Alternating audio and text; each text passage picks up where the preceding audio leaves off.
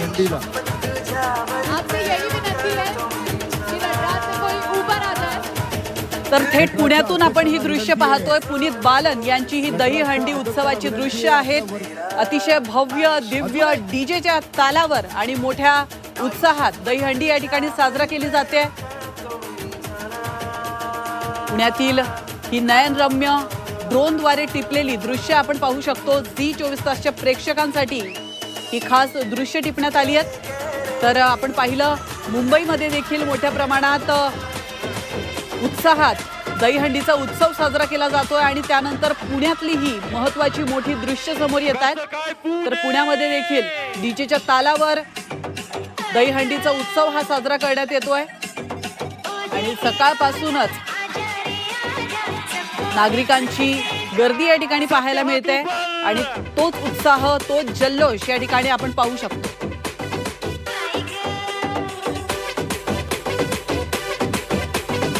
तरुण तरुणी चिमुकले असतील किंवा वयोवृद्ध असतील सगळे लोक या ठिकाणी जमलेले आहेत। पुण्यातील पुतीन बालन यांची ही दहीहंडी आहे आणि या ठिकाणी हजारोंच्या संख्येने नागरिक जमा झालेले आहेत आणि दहीहंडीचा उत्सव ते उत्साहात साजरा करताना पाहायला मिळत आहे। एकीकडे आपण ठाण्यातली लाईव्ह दृश्य पाहतोय। स्वामी प्रतिष्ठानची ही दहीहंडी आहे ज्याची दृश्य तुम्हाला पहिल्या विंडोमध्ये पाहायला मिळतात। तर दुसऱ्या बाजूला पुण्यातली ही पुतीन बालन ग्रुपची दृश्य आहेत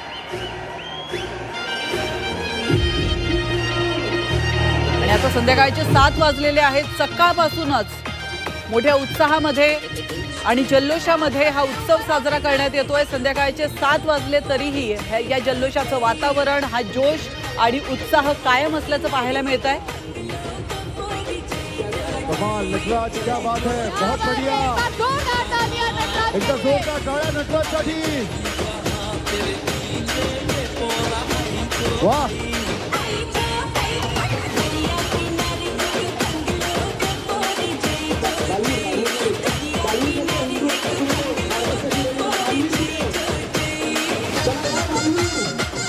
नटराज गोविंद पथकाची यशस्वी सलामी।